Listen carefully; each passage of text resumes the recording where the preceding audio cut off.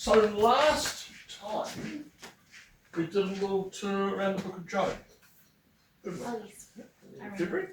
A little tour around the book of Job, and especially to Mackie's thing of like why you don't understand the book of Job. And which is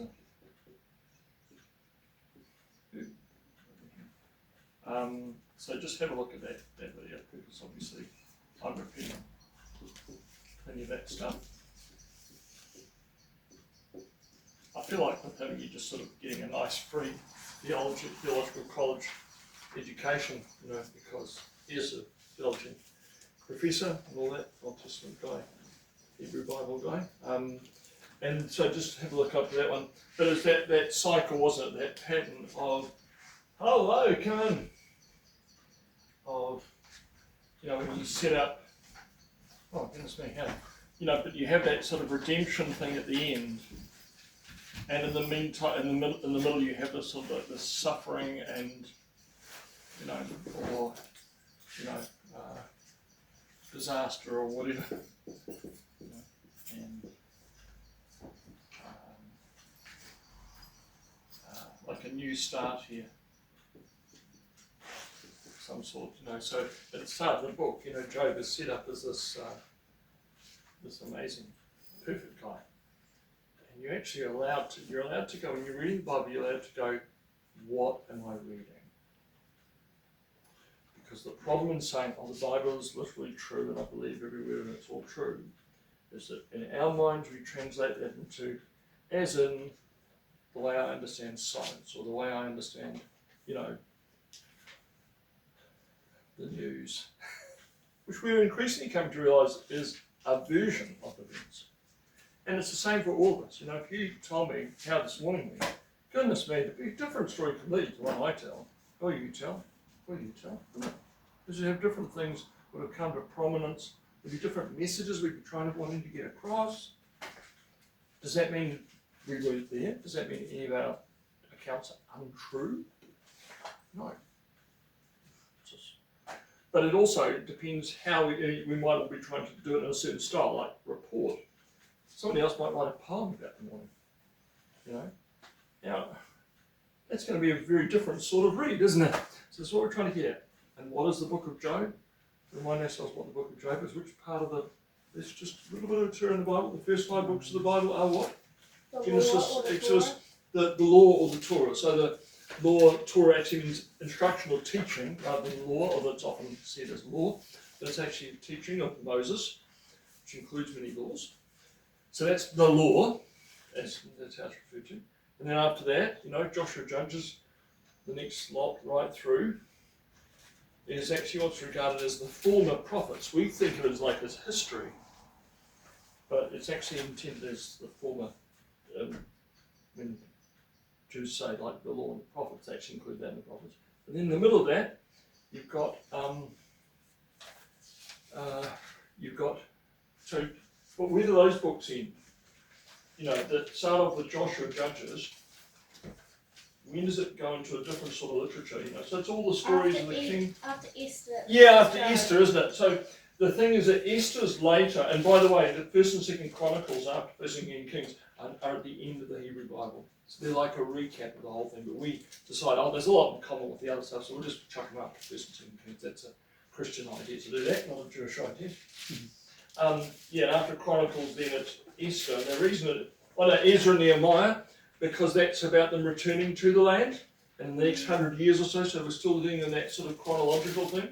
And then Esther, of course, is even further down the track with the Persian Empire. So by then we're probably in the 400s or something BC. But Job is the start of a different bunch of books. And how do you know that Job's different to Esther? Just from when you look at the pages. How do you know it's a very different sort of book to Esther? Well, the reason I looked it up was that God was saying to the devil or Satan, he's my man. Yeah. So you can do anything with him, but you're not to destroy him. Yeah. So he was saying you can test Job. So it's very different, isn't it? Because see, straight away you mention the name of God. So the interesting thing about the book of Esther doesn't mention the name of God. God. Yeah, which is And God never speaks. and God never speaks. So in the Dead Sea Scrolls, there is no copy of the book of Esther. Just saying. But yeah, so straight away at Job, it's like about God. But have a look at just the setup of the page. You go to, as soon as you get to Job chapter 2, is it 3? The page is set up differently, isn't it? Chapter 3. Job chapter 3. So it changes to what sort of literature, what sort of writing? It's poetry. It's poetry. Okay? So it's not, all prophecy and poetry are the same thing. Words of prophecy. Okay?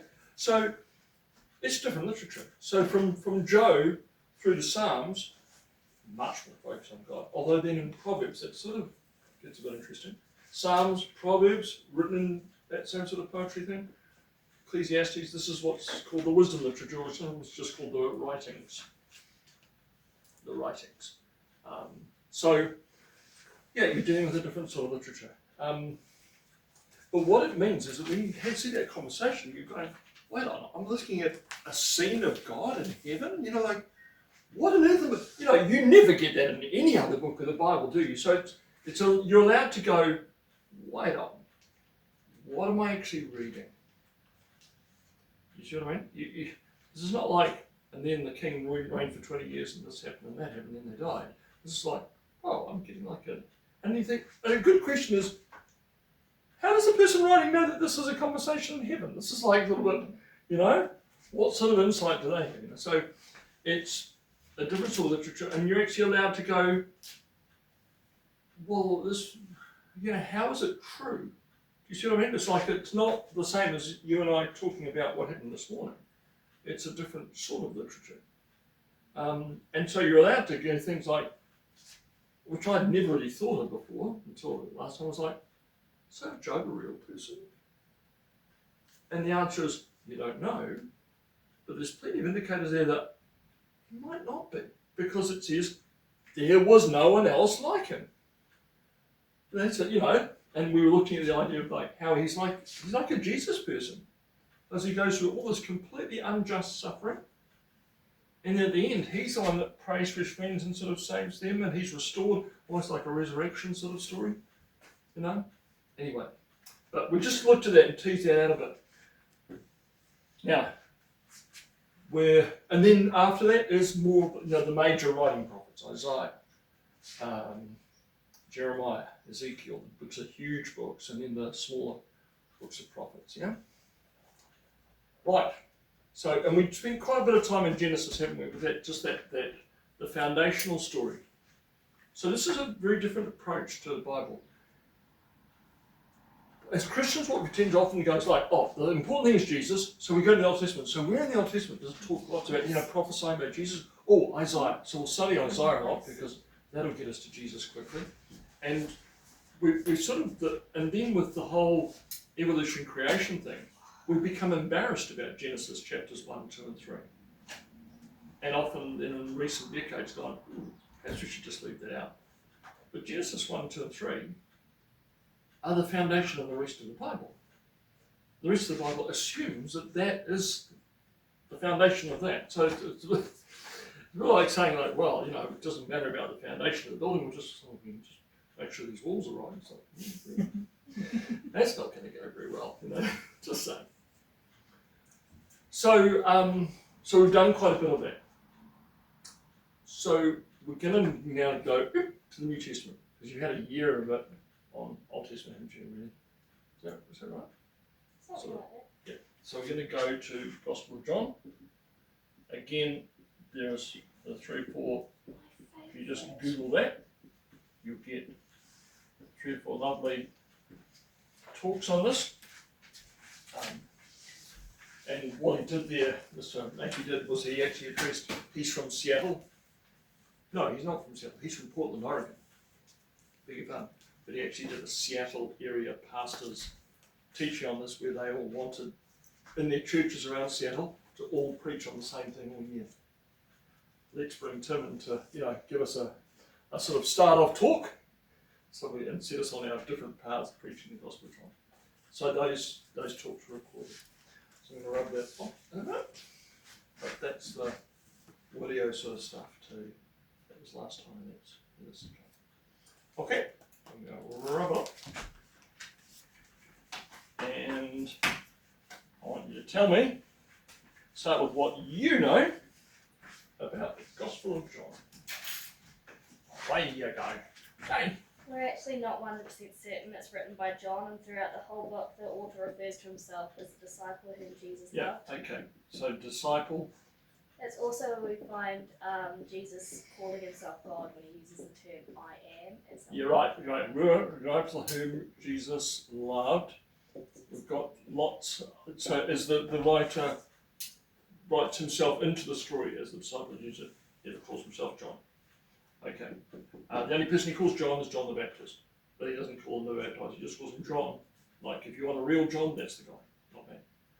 Okay. So what did you say? So lots of Jesus saying I am, Yeah. and there's a really blatant reference to, God being the name of. So At one point he says, I am who I am. yeah, or I am he.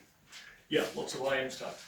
And all the sort of I am the good shepherd, I am the bread of life, I am the true vine, I am, it goes on and on, I am the gate, I am, yeah.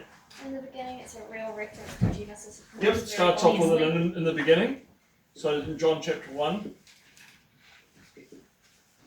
it makes this, in the beginning, so it's like John 1 equals Genesis 1. So can you see now? Oh, I see what you're doing there, Paul. Can you see now why I've gone, let's go to the Gospel of John. Because, of course, no book in the New Testament is quite as blatant of going like, hey, you know all the Hebrew Bible? Should we start that story again? I mean, you can't it's just impossible to miss, no matter how much you think you don't know the Bible, when someone in a New Testament goes, in the beginning, I think I've heard this before. Any others from Gospel of John? You're allowed to flick through and find stuff if you like, or that you've had recently. It's something like 90% unique. Yeah, compared it's like to Matthew, Mark, and Luke. Yeah, that's right. So 90%. I'm going to say different then. Unique, because let's use your word. Unique. I like that. And it's like different from Matthew, Luke. So of course it's one of 3 Gospels accounts, but it's almost unrecognisable from the other 3. But 90% of the content. So give an example of that. All the different miracles Jesus does in the other 3 Gospels, many of them appear, repeated. There's only one, so there's none of the healings from those appear in that at all. In John. The only miracle that appears is Feeding the 5,000. That's the only miracle. So, okay. And of course the crucifixion and resurrection appear. So all the unique stuff in John is all the stuff you know well. So it's Nicodemus, it's the woman at the well, it's just everything. It's all like only there. There's a woman called an adultery as well. Woman called an adultery is one, another one. Healing at the pool. Healing at the pool, yeah. Turning the water into wine at the wedding. It just goes on and on. Okay, now I want to add to that. Sometimes it seems to be blatantly different. Like pointedly different. So John does things like he'll tell the same story and he'll use a different word for the same thing than the others use. And you think, what point are you trying to prove? But this is different. This is a different version. But it's, or what's another one that he makes different? So Last Supper. They're in the upper room, but there's no bread and wine. There's no, this is my body, this is my blood. And instead you've got a reference to eating my body and drinking my blood back in chapter 6 of the feeding of blood. It's like, what are you doing? It's like deliberately. Instead, what do we have? This group, Jesus washing his disciples' feet. So notice we don't look at John's Gospel and think, oh, well, that means it's a bit dodgy. Quite the opposite. Jesus washing his disciples' feet. Think about that. It's hard to imagine like a more powerful and well-known part of the life of Jesus, especially that really shows you exactly how much of a servant he was and how central that was, than him washing his disciples' feet. And this Thursday night, morning Thursday, we're like, the we'll be having, you know, the Catholics will be having foot washing, and Anglicans often will too. And it's like, but it's only John that tells that part. You would never know that from the other three Gospels. There's a whole lot of stuff you would never know. And it goes on a bit blatantly different, or blatantly, even when he tells the same story. It's like a, is that the same version? Even the temple, when he sort of, you know, clears the temple, the story of that's the start of the Gospel, John's Gospel, instead of the end. Go figure. And of course you can rustle around and go, oh, maybe Jesus did it at the start of his life and at the end of his life. And so you can try to, but it's quite possible he's simply gone, no, I'm just going to put it there. Okay. What else? It's plenty, I suspect you. No mention of the birth of Jesus. Yeah, that's right. Well, Mark doesn't have that either. He just starts straight in with the preaching. But yeah, there's no birth narrative, no birth story. But instead, there's this Genesis thing, isn't there? Yep. There's also in the very beginning of the first chapter, Yep. when it said the word became Yep. flesh and made his dwelling among us, the word dwelling is the same word as dwelt in a tent. Right. So, okay. So, John 1, what's that script, verse, Alicia?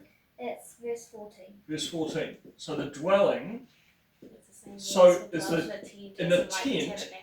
and yes, and it's the tabernacle. So, it's the word. So, just remind ourselves, Israel in the wilderness, we forget this part of the story easily. We're very familiar with the Jews building a temple in Jerusalem. We know that part of the story really well. David wants to do it, he never gets to do it. His son Solomon does it. David has all the preparations, and the temple's in, it's there for a few hundred years, from about 1000 BC to about 587 when Babylon was destroyed. But we forget often that they had a tent in the wilderness, that the temple was like a solid version of the actual tent.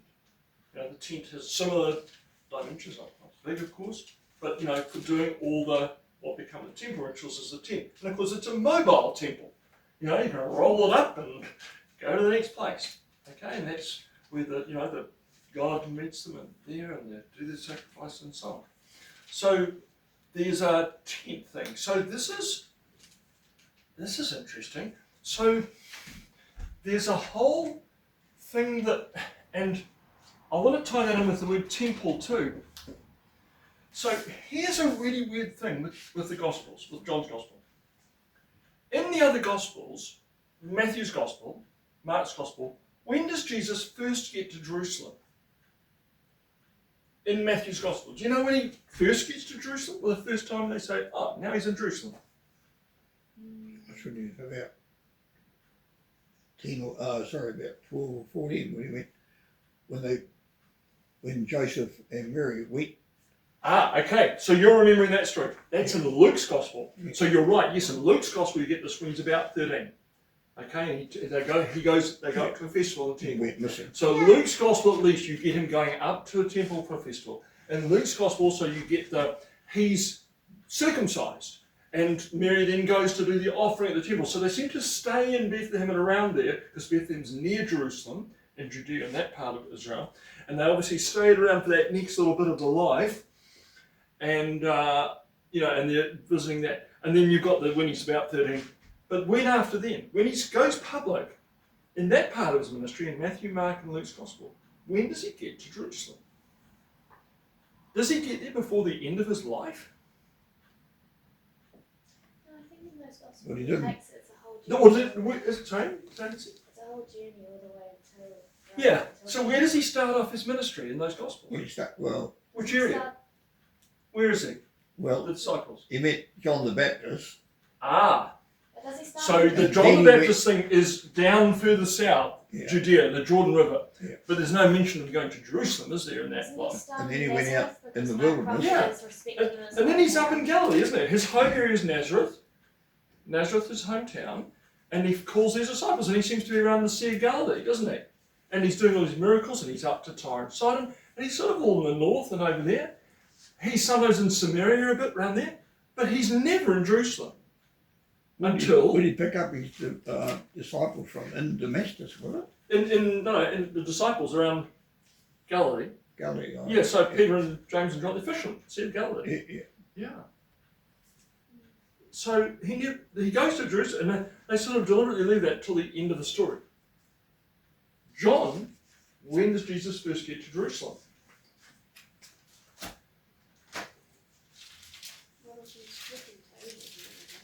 When does he first get to Jerusalem? John chapter 2, what's he doing there? Teaches Nicodemus. Oh wait, no, that's chapter 3. Never mind. That's 3, yeah. He clears the temple court. Let's have a look. John chapter 2.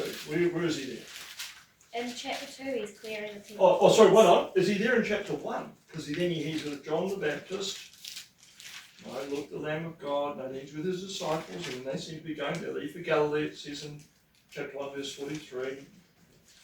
No, And then there's a wedding in Cana. That's in Galilee. Okay, so he's still up in he Galilee. clears the temple courts. in chapter Went to Capernaum with his mum. In chapter 2. Chapter 2, when it was all those times, the Jewish Passover Jews went up to Jerusalem. Now, we might think, oh, but that's the story about the temple, maybe he's put that deliberately here. But in John, in chapter 2, he's already going up to Jerusalem.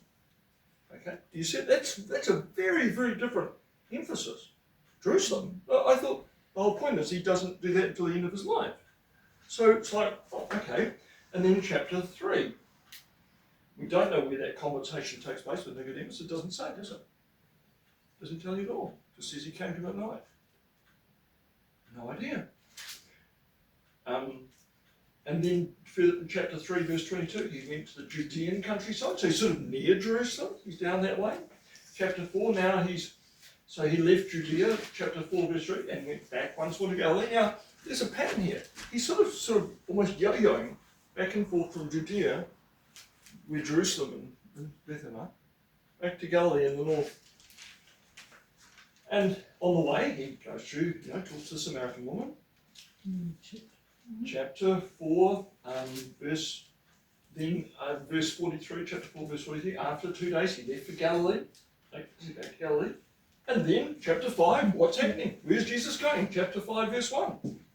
Sometime later, Jesus Up to Jerusalem. went up to Jerusalem. He's going back there again. Do you see what I mean? And then, chapter 6, sometime after this, from some chapter, Jesus crossed to the far shore of the Sea of Galilee. So now in chapter 6, he's back at Galilee. Oh, that's good. The lake, Capernaum. Chapter 6, very mysterious because it sort of rambles on, and then you suddenly, in chapter 6, verse 59, he said he was teaching the synagogue at Capernaum. That's good. Okay, chapter 7, after this, Jesus went around in which area? Chapter 7, verse 1. He's in Galilee, that's cool. Verse 2, but when the Jewish festival of tabernacles was near, Jesus' brother said to him, da-da-da-da-da. So verse 14, not until halfway through the festival did Jesus go up to the temple courts. Can you see what's happening here? This is, all these other gospels, it's all like he's there, he's anywhere except Jerusalem. Until the big climax. Because the thing about Jerusalem is that's where he's going to be put to death. That's where the big confrontation is going to happen. In John's gospel, he's back and forth, all the time. And especially, he's back and forth for festivals, did you notice? He's like, what? Now, you're right, Peter, we had a hint of that, didn't we? Because his parents did go up to the temple when he was this young boy. And let's just look back there and see what that was about. So that's in Luke's gospel. So put your finger in John 7 or where we are, because that's a really good insight. And some of these things that are in John, they're sort of a little bit halfway there in the Gospel of Luke. So it's actually a really perceptive thing to put in there. So Luke chapter 2. Oh, and here we are. Luke chapter 2, verse 41. That's where it says it specifically, doesn't it? Read it out for someone. Luke chapter 2, verse 41. Every year, Jesus' parents went to Jerusalem for the festival of Passover. Which you would never know from Matthew's Gospel or Mark's Gospel. Every year they went to Passover at least. So that was obviously the major one. And you get that impression at the end of Jesus' life, don't you? Like everyone has come up to Jerusalem for festival. So the major festivals in Jerusalem were Well, let's have a look at what the Jews. So let's have a look at this. So it's Galilee, Jerusalem, or Judea. Okay? It's sort of like in both places, this gospel. And it's especially these festivals. Is that something happening? So it's especially these festivals. So the festivals of, so it's Passover. In chapter 5, go back to chapter 5. So this is almost like Jesus keeps, in John's Gospel, it's almost get this idea of like, so did Jesus keep doing what his parents had brought him up to do, of going to Jerusalem every year? Do you know what I mean? It's almost begs that question. But you would never know from the Gospel of Matthew or Mark or even Luke later on that he was in the habit of doing that when he came to public ministry. But in John's Gospel, he's apparently going to that festival. And guess what? It's the Festival of Tabernacles there in chapter 7. Have a look, John chapter 7, verse 2. But when the Jewish Festival of Tabernacles was in. So Tabernacles is a festival, or tents, or booths, shelters. It's a festival when they spent a week reminding themselves that they were in the wilderness. That they didn't live in the land. That they lived in the wilderness. With just bivouacs, basically, the bivouacs. So in the Feast of Tabernacles, they make little bivouacs for themselves for a week. And remind themselves, we were in tents, we were in little makeshift huts. Okay? So this is Passover is Pesach in Hebrew.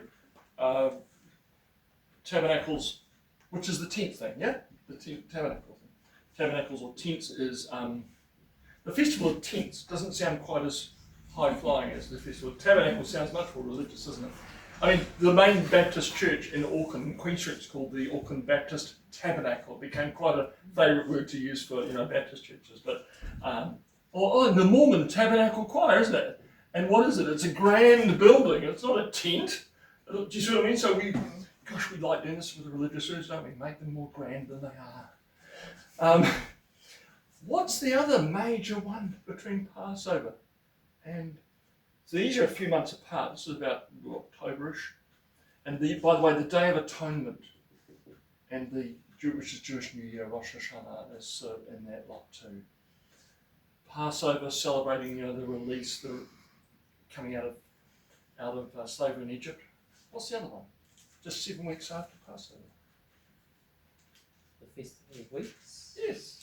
What was that one? Festival of Weeks. 7 weeks, 7 lots of 7 days, which we also know as.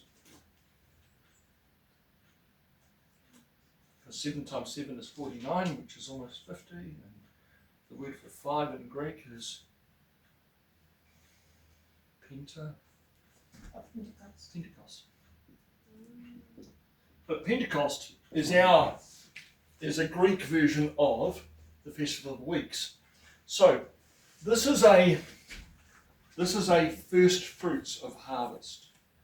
Because this is, if you think about it, it's like May, so it's like November, December here in the Southern Hemisphere. So it's the first fruits of weeks. Yeah, remember this is like spring. And this is also like final ingathering. Because October is like, March, April. September, October is like March, April. Yeah? Does that make sense now? Northern Hemisphere. You've got to actually think of the festivals and translate them to the Northern Hemisphere, don't you? Now, there's another festival. So, was Jesus ever there at Pentecost? We don't know. And at Feast of Weeks. But we do know in John chapter 10. So go over to John chapter 10. And by the way, go back to John chapter 7, that festival. In John chapter 7, when we said he went up to the festival, in John chapter 7, verse 45, the temple guards went back to, so he's in Jerusalem still, isn't he? Yeah? In chapter 7, Jesus is in Jerusalem. In chapter 8, where is he? He seems to be still talking to them in Jerusalem. And through chapter 8, he's still in Jerusalem. And in chapter 9, where is he? the Paul of Siloam, isn't it? Is that right? No, that's the other guy. Healing the man from the blind. Yeah, the Paul of Siloam. He's in Jerusalem in chapter 9. Still, he seems to be more in Jerusalem than in Galilee, doesn't he? This is very strange. Chapter 10, he's teaching them about being the good shepherd. In chapter 10, verse 22, what does it say? Then came- the festival of dedication. Oh, the festival of dedication. So where in the Old Testament does it talk about the festival of dedication? Which is in winter, so that means it's in December. What festival are we talking about now? Is it Hanukkah? Yes! And do you know where that is in the Old Testament, in the Hebrew Bible? No, I don't know. That's because it's not there. So Hanukkah is an invented festival. And it goes back to the... right? So Hanukkah, the festival of dedication. And do you know what they do at Hanukkah? What's especially do they celebrate at Hanukkah? Do they use to celebrate? They use the candle thing. Candles. It's like Christmas, isn't it? And it's the same time as Christmas. Okay, so candles, lights. It celebrates the time. It's a time in about 160 BC thereabouts where the Jews revolted against the. So after Alexander the Great conquered the Persian Empire, then the Jews were under the. I forget what the dynasty's called. Hasmonean, I think. The Seleucids, and they're these Greek, descendants of Alexander, and they basically imposed like this increasingly Gentile pagan. And eventually there's a real stoush where they sort of, they basically desecrate the temple. Because they've rebuilt a temple, the sort of mini temple that they rebuilt when they came back. And so there's a revolt, and there's this story, this amazing story about how the oil in the temple didn't run out even though, over so many days or whatever. And so that's the significance of the lights. And so this becomes a commemoration of a great victory, and they actually managed to, defeat the Seleucids and so on. They actually managed to establish their own little Jewish kingdom again, for a limited time only, before, guess what, getting squashed again. And then of course it's only 100 years later or so that the Romans come on the scene. Wow! Can you see how different we are to the other Gospels? None of this is in the other Gospels. Festivals, Jerusalem, lots and lots of Jerusalem. How much of the Gospels is devoted to Jesus' last week of his life? The Holy Week, coming to Jerusalem, and so on. Let's have a look at the Gospels, see how this work pans out. We'll just use chapters. I know the chapters aren't all the same. So in Matthew, can you find in Matthew's Gospel where he finally gets to ride into Jerusalem? Which chapter in Matthew's Gospel does Jesus finally get to ride into Jerusalem? 21. You got it? Oh, 21, sorry, yes. I was going to say, is it quite close to the end? Yeah, it is, isn't it? Okay, so He doesn't get a lot of last week of his life. So this is the last week, Holy Week, right? Exactly what we're writing. So Matthew, it's 21 out of how many chapters does Matthew have altogether, please? 28. 28, thank you. Class over there. Okay, so let's have a look at Mark. In Mark's Gospel, which chapter does, and it's the riding into Jerusalem, isn't it? So it's nice and easy to find, right? Because it'll have your little chapter headings. Mark's Gospel, riding in Jerusalem, where is it? 11. 11, Jesus comes to Jerusalem as king, my little heading says. You got that? Mark chapter 11, he's there. How many chapters in Mark? 16. Okay, so chapter 11 out of 16, which as a decimal is a little bit further back, yeah. Okay, now what about Luke? When does Jesus get to Jerusalem in Luke?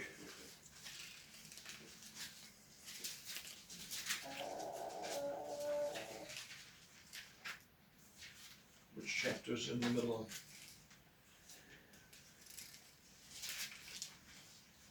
19. Okay, it's the middle of chapter 19. Have a look at it. Luke chapter 19, verse 28, is That it? is 24 chapters. And there's 24. Thank you. So it's chapter 19 out of 24. By the way, although Luke's chapters start getting very long at the end, so it won't, can be a bit misleading because the chapters aren't all exactly the same length, of course. John. When does he get to Jerusalem?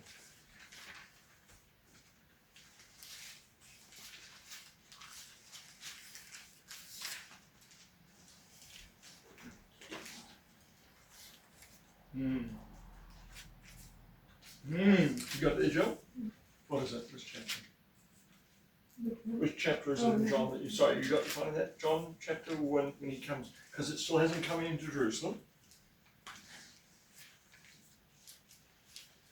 Chapter 12. Chapter 12. Yes, did you say that with slight disbelief? Um, You were looking a little bit later, were you? I went back from like From 21, the, yeah. the back Like, half yeah, of yeah. John, and then There's only 21. And there's only 21 chapters. Can you see what's going on here, little maths people? As a proportion of his gospel, the last week, and of course that includes the whole passion story, crucifixion, resurrection, is like 10 chapters, 9.5 chapters out of 21. Bearing in mind that he's also spent half his time or more in Jerusalem before then too. But all the Gospels, can you see all the Gospels? It's actually a huge chunk. This is a quarter of the Gospel of Matthew. It's just the last week.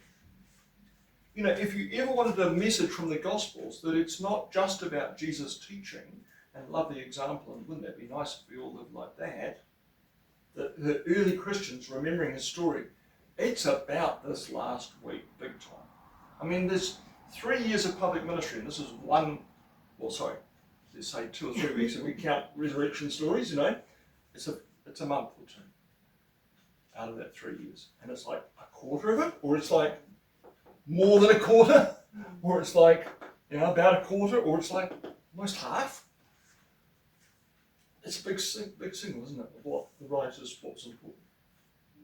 Wow. Anything else from John? You've had this recently. What have you noticed about these John readings we've had this recent weeks through Lent? Because you've just struck this year in the lectionary, year A, B, C. The year A, which is Matthew's Gospel focus, is the year that you get these readings in Lent from John. And what do you notice about them? Well, Gospel reading. the shortest verse in the whole Bible is found in John chapter 11. Aha. It's Jesus wept. Jesus wept, yes, shortest verse. That's chapter That 11, one too. verse 35. Say again, 11:35. Okay, so shortest verse, Jesus wept. Yeah. But what do you notice about the those readings, those gospel readings you've had? Because haven't you had the one, the raising of Lazarus? Didn't you have that one week? Didn't you have the woman at the well another week? Yeah. Did you have the healing of the blind man another week? Yeah. Did you have the one of the pool of Bethsaida another week? Did you have that one as well, John chapter 5 or not? yes, Well, that one, that was, But you have this, and there. What do you notice about them? Those gospel readings? water. Yeah, but there's no. I mean, in terms of like just the content of them, compared to normal gospel reading, what's different about them? Wouldn't you just say how long they are? I mean, do you know what I mean? Yeah. They're like 30, 40, you know, the Samaritan woman? It's like 30 or 40 verses long. Why? Well, let's have a look at how John's Gospel, what it looks like. So let's go to one of those stories. So John chapter 5, okay? So this is the healing of the pool at the, isn't it? Yeah. Bethesda, sorry.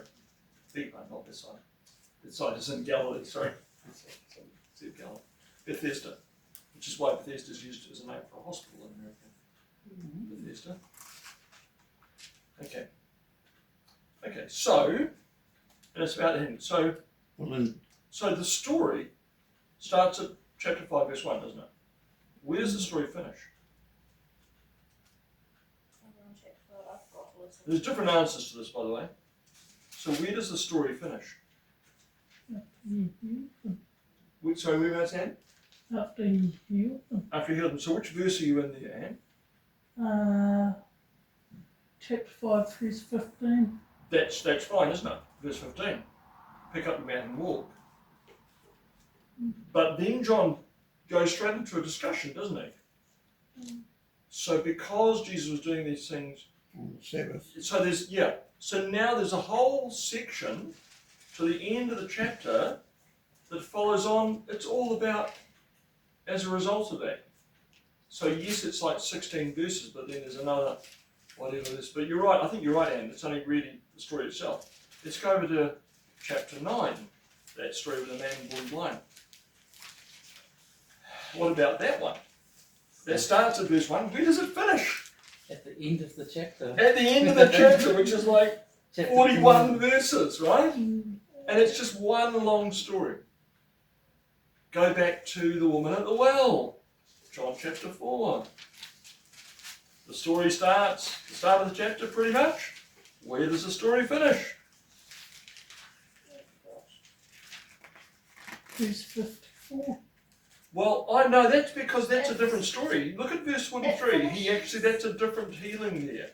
That's the the official's son. The So, Samaritan and just go woman- back a little bit. Yeah, what have you got, Alicia? The whole Samaritan woman conversation finishes at verse 26. Yeah, the conversation finishes there, but not the story, right? Because you're Well, right. if you go to like many Samaritans believe, then Yeah, that would but- go all the way to But then the disciples come back and find them still talking to the woman. So in verse 27, that's still part of the same story, isn't it? Because they come back and he's still talking to her. Yeah. Is that right? We're surprised to find him talking with a woman. Yeah. Then leaving her water So it jar. must have gone to verse 42. Yeah, exactly. So that it just keeps going. So although we might finish at verse 26 on a Sunday morning, it just keeps going. And in fact, the whole thing finishes up at verse 42. Can you see what's going on here? He doesn't know how to keep within a word count. He doesn't know how. It's a lovely way to put it. So here we go. I feel that. Long stories. Now, and it's not just one, is it? It's not just one. It's the woman at the well. It's the longish, medium one there. The other one, it's a long one there. What about the raising of Lazarus? How long is that story? Do you see what I mean? They're long narratives, aren't they? They're long stories. Chapter 11, Lazarus, starts verse 1, finishes where? At Christmas. He doesn't raise him until verse, where does he say come out? Lazarus come out. Where is he then? Verse what?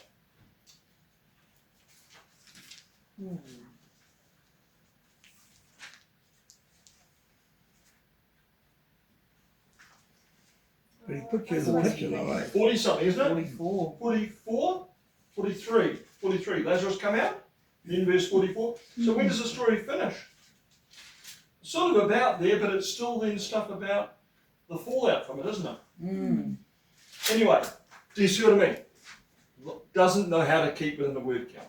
Now, just as a quick comparison to that, and remember and even go back to chapter 3, Nicodemus. So where even the story is shorter, John just goes on about the story after it too. So go back to John chapter 3. Nicodemus, right? Charlotte chapter 3, John chapter 3. Nicodemus. Where does the conversation finish? Well, the answer is we actually don't know. Because, verse 10, you are Israel's teacher, said Jesus. So that's Jesus still talking, right? And then verse 15, that everyone who believes may have eternal life in him. Do you think that's Jesus still talking? Seems to be. Read text. Verse 16, for God so loved the world that he gave his one and only son. Is that Jesus It still wasn't talking? originally written in written text. It's just At an this assumption of the point- translators. John blurs the lines. He sort of just keeps on going. They don't have quotation marks. And he That could is, either. thank you. There's So no, while we have red text and quotation marks now, that's actually an inaccurate way because that's the assumption well, of the it's a best translator. guess. It's a best guess. And you're absolutely right, Alicia. It's when we put those quote marks in, we are looking at the text and going, we think this is where the speech finishes. Because it's not beyond Jesus to talk about himself in the third person, is it? To say No. the Son of Man must be lifted up. That He's talking sounds about more like himself. a narrator's voice It- than.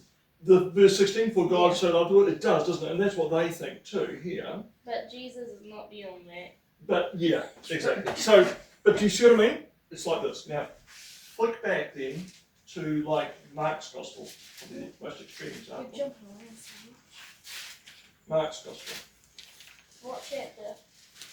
So we'll go back to chapter 1. Okay. John the Baptist prepares the way. Okay? So that's, 8 verses. Talking about John's ministry. 8 verses, done. Verse 9, then it talks about Jesus being baptized and tested in the wilderness. Then it goes from verse 9 to where? Verse what? Verse 11. It's still going after that, isn't it? Oh, because it's the wilderness as well. He sort of Wilderness bangs it in, 11, 12, 13. Do you see what I mean? It's a few verses. Now, Mark's the most extreme example, but the others tend to follow this pattern. Jesus calls his first disciples, verse 16. Do you see what I mean? The technique of the gospel writers is little chunk. Here's another little story. Or it might be 10 verses. Are there conversations there with Jesus with people? Yes, sometimes there are they. How long are the conversations? Not too long. Is there often a miracle there in between? Yes. And is there another miracle after? Yes, sometimes there's another one, and then another one. And so they sort of pile up, look, and then he did this, and then he did this, and then he said this, and here's a little conversation they had. Like, isn't that amazing? And so what are the other gospel writers trying to do? They're just giving you tons, and this they're claiming this is eyewitness stuff, aren't they? So they're saying, and this happened, and he said this, and he said this, and he said. Now they do organise it more carefully than we sometimes realise. But the point is that they use a lot of different examples, right? And Tim Mackey was saying this thing. Matthew, who's absolutely dedicated to proving to people that he's Israel's Messiah, that Jesus is Israel's Messiah, has 124 references in the Old Testament to back that up. You see what I mean? He's piling it on and going, here's some more proof, here's another prophecy, here's another thing that shows us a They're Jesus. presenting And data. again, it's a lot of data, isn't it? Now, as opposed to what we're saying with John, he gets into the story and he's forgotten his word count. And he goes into discussing. Yeah. Not just the story, but So firstly, the thing itself turns into sometimes a long conversation. And I made the point with the woman at the well. I cannot see any longer conversation than Jesus has with any individual. Just one individual in all the Gospels that's recorded. But that's partly, this doesn't mean that's the longest conversation he had. I'm just saying it's the longest one recorded. And that's partly because it's in John's Gospel and that's how he does stuff. So, but then here's a long explanation after it, and another long sermon after it, another long, and you don't even know it's Jesus speaking or the writer of the Gospel just writing stuff, half the time. But often it's actually Jesus going into them. The other thing that happens in the other Gospels is so Mark's Gospel, you go through and then you'll hit something like chapter 3, verse 23, and then Jesus does start talking some more. How can Satan drive out Satan? The kingdom is divided, and he goes more. And then in chapter 4, verse 3, then he starts telling the parable of the sower. So then it's longer. And once he starts there, it's Jesus talking all the way through to verse 32, because he tells other parables. So the other Gospels have then things that sometimes they break into quite an extended thing of Jesus teaching. They'll tell a lot of stories. But can you see that it's quite a different technique? So let's have a look at what John's technique is before we finish. Isn't that a beautiful... Well, John, in one that strikes me in John, Pardon? the one that strikes me in John Yes. was that in the first verse, chapter 5, verse 1, Yep. he explains the whole situation and the whole setup. Yes. He just doesn't go So into he the sets story. the scene. Hmm? He sets the scene in other Yeah, he words. sets the scene. Yeah, Yeah. He's telling you. Pro Olympic He's- level He does a lot more of that setting up the story, doesn't he? He gives you this is it's a bit like almost like a film director. Yeah. Yeah. He just doesn't. Doesn't know how to He shut just up. doesn't tell you the No, healing. it's He doesn't tell you. He doesn't go straight into the healing. He says this is where it was and this is what happens. okay. Like this, I think it was 5 pools or something, and they all had they were either lame, blind, or something. They all Yes, there's Yeah. more detail. Yeah. He takes more time over each one, doesn't he? yeah. But it means that you've got. But you're right, Peter. It means that you don't have to fill in the story as much in your own imagination. He's helping you. Yeah. So here's the Gospel of John. Here's what the Gospel of John does because of this technique. You get the feeling much more that you are in the story. And watching. Does that make sense? Because he's just giving you so much detail. Oh, they were at the festival. Okay, I get that. Okay, good. And that's people again. And there's waiting here. And yeah, you're right. It's a bit So- more accessible story to a wider range of people. Yeah, he's he's more of a narrative writer than just yeah. giving you information.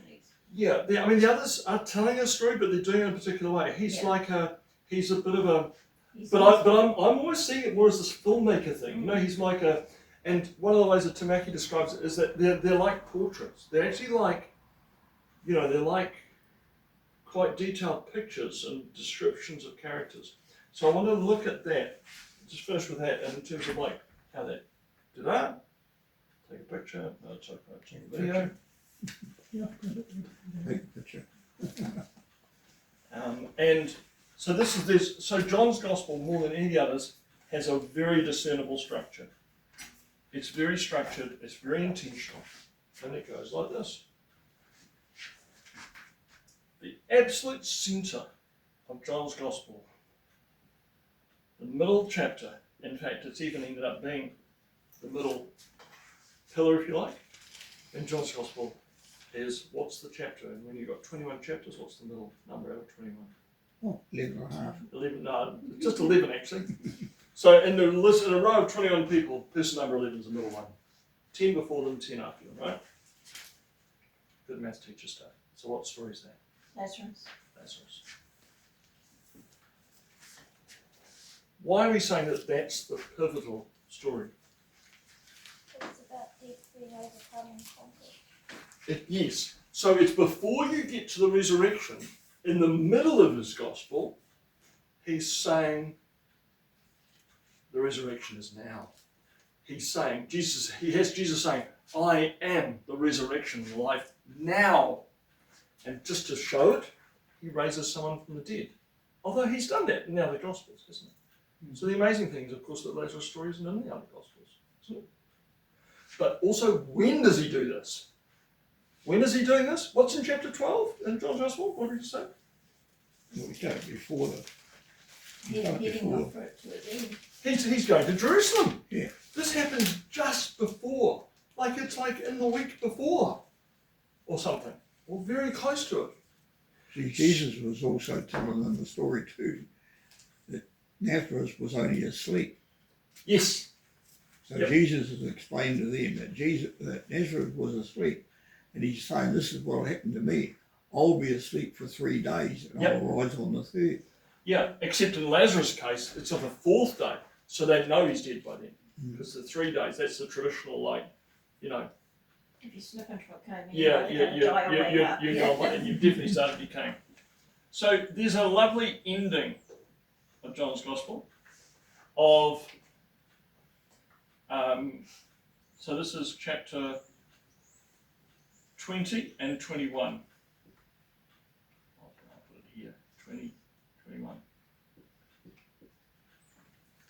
Why do we say that? Because for John, so what's chapter 20? Look at chapter 20. Jesus appearing to Mary and Joseph. Yeah, and the disciples and all the resurrection appearances. What's chapter 21?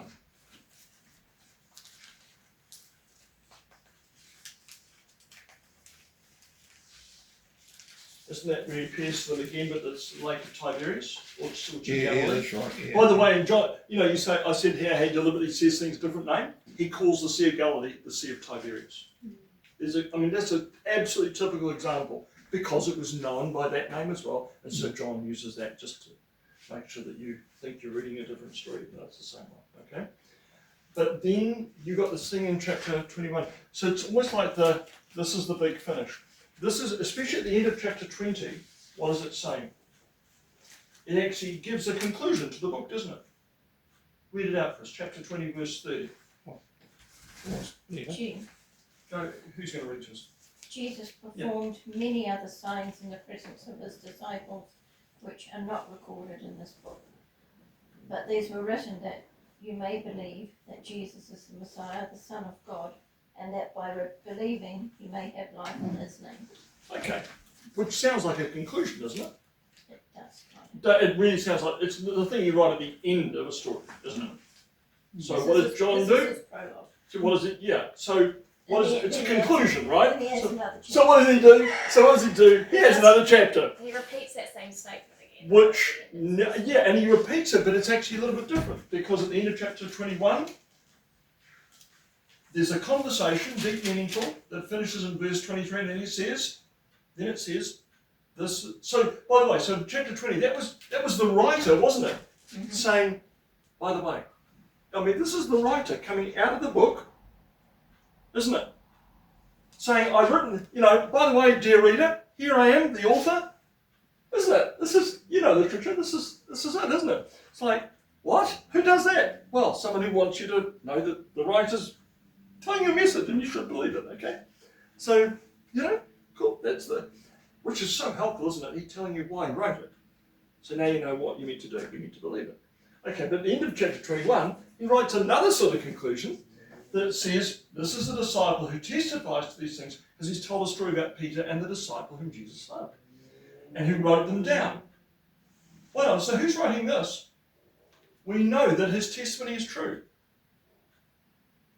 Whoa. Who's writing this conclusion? That's not the same person, is it? That's a story about the disciple who Jesus loved, and now the person's saying, this is the disciple, and then they say, we know that his testimony is true. Who's the we? Don't know, do we? Guess what? No one knows. But our best guess is that John, whoever John is writing in a community, that this community are receiving this, and the community is now putting their stamp of their 5 cents worth and saying, we know he was there. Like, he's like in that circle of apostles, we know he was there. Interesting, isn't it? It's like a second conclusion. And then he says, if he did other things, if every one of them were written down, which is a bit like restating, isn't it? Many other signs, isn't it? So, there's lots of other things I could have written. So it's restating. By the way, John says a lot of things twice. By the way, John says a lot of things twice. In fact, when he's really having a good day, to make sure you know it, John will say things 3 times. Why? Well, and isn't it when you say something 3 times, it's supposed to be true in Hebrew tradition? But what do you know? Yeah, in the Hebrew traditions, what do you know about the Hebrew Bible? Everything's said twice, isn't it? Think of the lines of the Psalms, you say it once, you say it a second time. In the mouth of 2 or 3 witnesses. Think of Genesis 1, you tell the creation story. What do you do at the end of Genesis chapter 1? You tell the creation story again in chapter 2 from a completely different. Do you see what I mean? It's a normal thing. The story's about David running away from Saul. You go into 1 Samuel and think, wait on, I get the same chapter. You get the same story. It's like, why are there 2 versions of this? It's a very standard technique, and John uses it over and over again. And if you think about it, even John chapter 1 verse 1, in the beginning was the Word, and the Word was with God. But just go back to it now, because it's incredibly repetitive when you look at it. John chapter 1 verse 1. In the beginning was the Word, and the Word was with God. Well, that's fine. And the Word was God. Well, you just said the Word was with God, and the Word was God. In Hebrew literature, it's also written differently to Western literature, where we write there's the beginning, there's the climax, there's the end. In Hebrew literature, it's usually more written in like a circular motion. It keeps coming back to a theme, a repeated motif, and that's what that thing earlier on was about that cycle of redemption and disaster and so on. But also, the other technique it uses, often, and Greek does this too, is that it goes to the middle. The climax is in the middle, not at the end. The big finish is in the end. And in a sense, that's what's done here too, isn't it? The big climax, it almost makes the raising of Lazarus as big a drama as the ending. But what does it say? In the beginning was the Word, and the Word was with God, and the Word was God. He was existed in the He was with God in the beginning. He was in the beginning with God, Yeah, but hold on, but just a minute. Didn't he just say that? Why doesn't he? Do you see what I mean? Can you see how he's repeating himself? By the time he gets to verse 2 or 3, he said the same thing again. Yeah, he says, and we would say, all things were made, without him nothing was made. Thank you, exactly. That's a perfect example, isn't it? So now you know what he's on about. He's writing Hebrew style. So, here we go.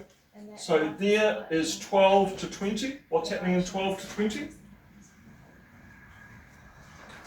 What in the story? What's happening 12 to 20? 12 was his, What's all that? Nazareth, wasn't it? 12 to 19. I mean, what's 12 to 19? What's happening? Isn't that his Jerusalem sign stuff?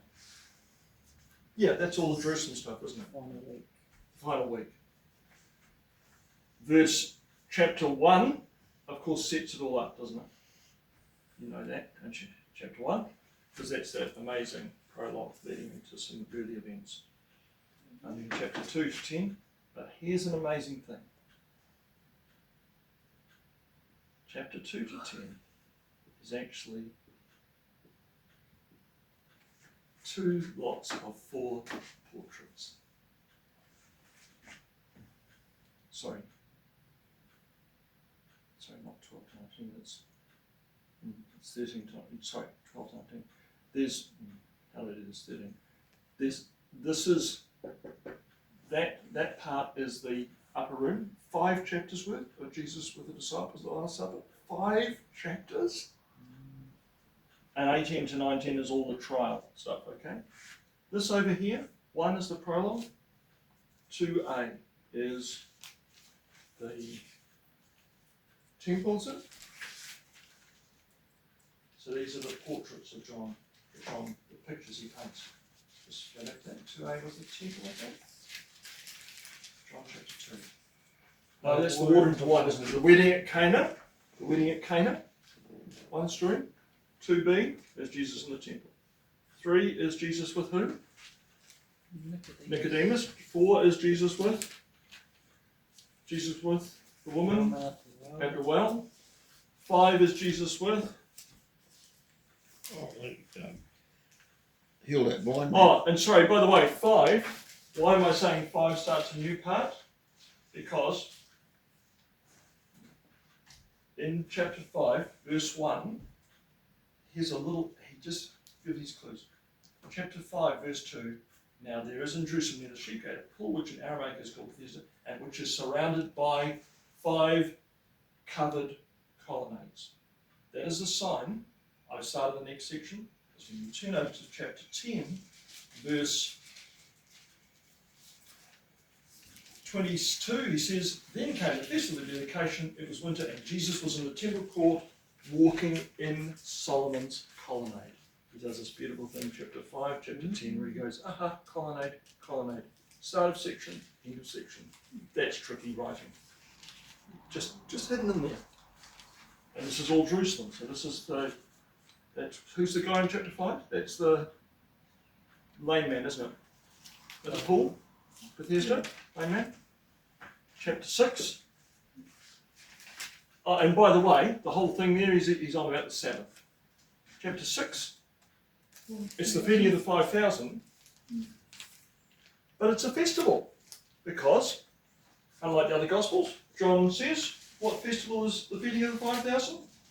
Well, it's bread. So which festival has bread? Unleavened bread. Passover. And guess what? John chapter 6, it says, verse 4, the Jewish Passover festival was near. What an interesting detail. And he says he's the bread of life. Who does this stuff? And then this is 7 to 10a, which is this. He's at the Feast of Tabernacles. And then 10b, he's at the festival of Hanukkah, dedication. See? So he's done these 4 here, 4 pictures here, that are sort of Galilee, Jerusalem, back and forth. Then these 4 are all to do with festivals and Sabbath. And it's a very limited number of stories. But they're all long.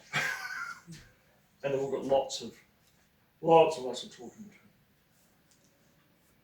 But the thing that's really different is this conclusion stuff. Really different.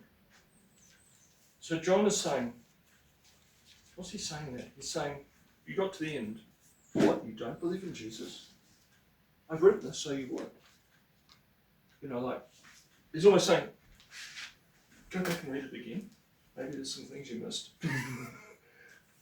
And Alicia, you were spot on. When I gave you a whole example, you said, there's water. Oh, there's water there, there's water there, there's water there. So we'll start that next time with so that was, in John, you get these things: water, water, water, water, bread, bread, bread, bread, bread, believing, believing, believing, believing, witness, testimony, witness, testimony, witness, testimony. The light, I'm the light of the world. The beginning was the light. The life, I am the bread of life, I am the resurrection of the life. There's a witness so you may have eternal life, life, and life, and life, and life. And he just does it over and over again, so that you eventually go, oh, So he wants you to know, not just here's lots of stories about Jesus, so that you are overwhelmed and think, oh wow, he did so much. But you go, he's trying to just narrow it down and say, here's just 12 stories. Maybe longer, but I want you to look at them more closely, listen more closely, think about them, and I think you'll come to the same conclusion we do. It's ripper stuff. But what is really amazing is how beautifully he's constructed it. So like, here's the pivot, here's this section. And I think I mentioned when I was preaching about the water of the well, it's not a coincidence that he puts that right beside Nicodemus. He's a Jewish man, leader, priest, teacher guy, Pharisee guy, and he sees Jesus at night. Woman, Samaritan, despised, outcast, believes, gets it, talking to Jesus in broad daylight. The light. Not what you'd expect. Isn't it the Jews who know more? Isn't it men who know more than women? Isn't it the people who are socially accepted know more in the know of God? You see what I mean? Tick box, tick box, tick box, and John says, no. Cross, cross, cross. And John says, tick. So you're messing with it. Okay, that's enough. So your homework before next time is to read the Gospel of John. Did you manage that? It's actually quite a challenge. There's 21 chapters and they're long. So it's not like, if you try doing a chapter a day, you can still miss a few days, you might get there. It gets really difficult though at times, because he does get into these conversations with the Pharisees, and you're just sitting there going, huh? So do feel free to just go, I'm just reading on. I'm just going to keep going, because I have no idea what they're talking about there. Just gloss over that. Gloss over that. Because some of those conversations will be about things that were more issues for them. But famous quotes, you will know the truth, and the truth will set you free. There's some, that's from John's Gospel. Lots of others. Okay, bless you lots. Here's your little, and by all means watch the little videos of Tim doing his thing. And we'll get into the prologue next time. Because the prologue has, and I noticed this, it was a couple of years ago I noticed this for the first time, John chapter 1, even if you just read John chapter 1, John chapter 1 has about 10 different names for Jesus. So even if you just read, 21 chapters is too much homework, one chapter, and notice every different name for Jesus in one chapter. Boom, boom, boom. Just, he's this. Anyway, leave it with that. Okay.